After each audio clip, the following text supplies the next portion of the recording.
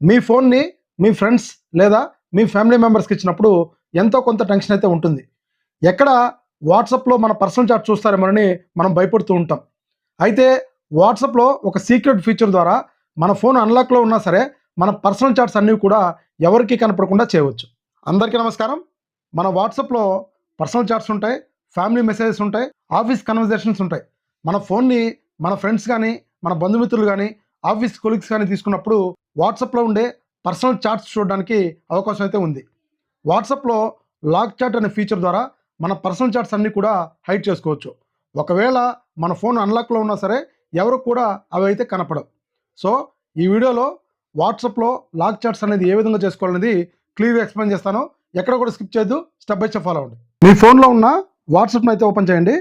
మీరు ఎవరి చాట్ అయితే హైడ్ చేయాలనుకున్నారో ఆ చాట్ మీద గట్టిగా పట్టుకుంటే పైన 3 డాట్స్ మీద ట్యాప్ చేయండి. లాక్ చాట్ మీద ట్యాప్ చేయండి.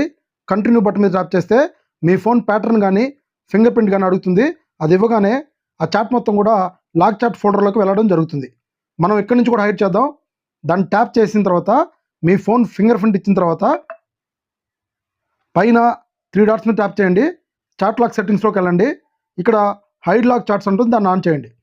ఇక్కడ నేను యూజ్ మై సీక్రెట్ కోడ్ అంటే నేను ఆల్రెడీ ఒక కోడ్ పెట్టుకున్నాను కాబట్టి నేను పెట్టుకోవాల్సిన అవసరం లేదు. మీరు ఏదైనా సింబల్ కానీ నెంబర్ కానీ పెట్టుకోండి. పెట్టుకున్న తర్వాత డన్ బటన్ మీద ట్యాప్ చేస్తే ఆటోమేటిక్గా చాట్ మొత్తం కూడా హైడ్ అవ్వడం జరుగుతుంది. సో ఎవరికి కూడా ఆ చాట్ అనేది కనపడదు. ఒకవేళ మీరు కనుక చూడాలనుకుంటే మీరు పెట్టుకున్న కోడ్ కానీ సింబల్ కానీ ఇక్కడ ఎంటర్ చేయగానే